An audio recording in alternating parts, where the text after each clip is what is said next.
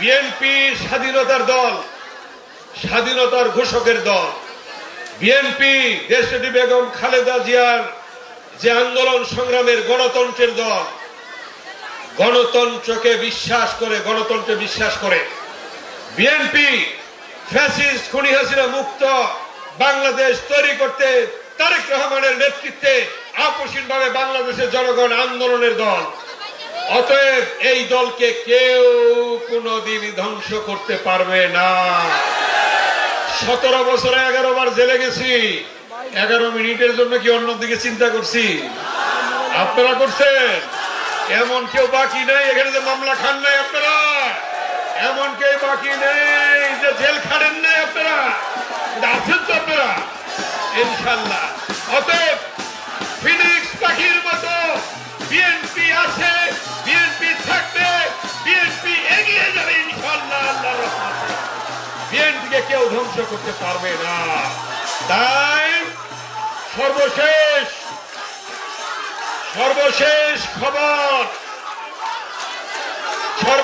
খবর দিতে চাই ইনশাল্লাহ, সর্বশেষ খবর ইনশাল্লাহ আল্লাহর রহমতে কিছুদিনের মধ্যে বিএনপির ভারপ্রাপ্ত চেয়ারম্যান দেশনায়ক তারেক রহমান বাংলাদেশে ফিরে আসবেন।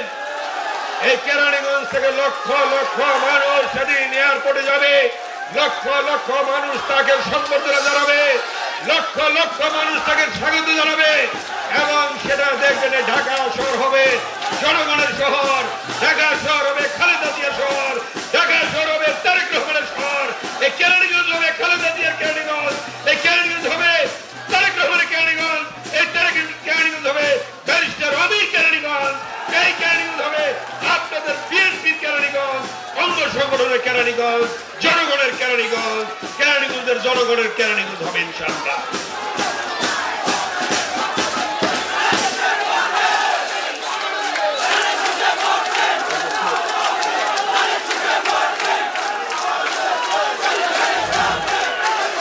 তাই আপনাদের প্রতি আছে অনুরোধ, আজান পড়বে একটু পরেই, আমি আর বক্তব্য দীর্ঘায়িত করবো না।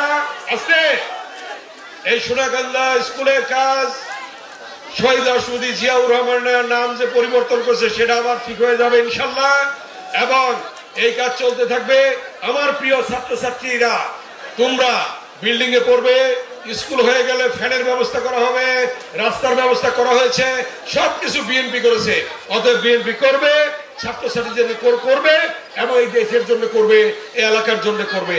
অতএব দুই একজন এদিক সেদিক যদি কথাবার্তা বলে দেবেন আমরা উন্নয়নের রাজনীতি করি, আমরা শান্তির রাজনীতি করি, শৃঙ্খলা রাজনীতি করি, অতএব আমরা ভালো মানুষের দল করি, অতএব এই দলের কোনোদিন ধ্বংস হবে না।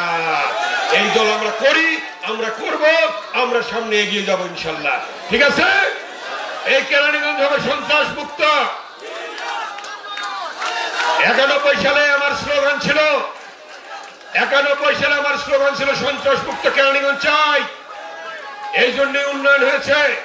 এইবার আমাদের স্লোগান হবে কেরানীগঞ্জ চাঁদাবাজ মুক্ত কেরানীগঞ্জ চাই আমরা, সন্ত্রাস মুক্ত কেরানীগঞ্জ চাই আমরা, মাদক মুক্ত কেরানীগঞ্জ চাই আমরা, উন্নয়নের কেরানীগঞ্জ চাই আমরা, জনগণের কেরানীগঞ্জ চাই আমরা।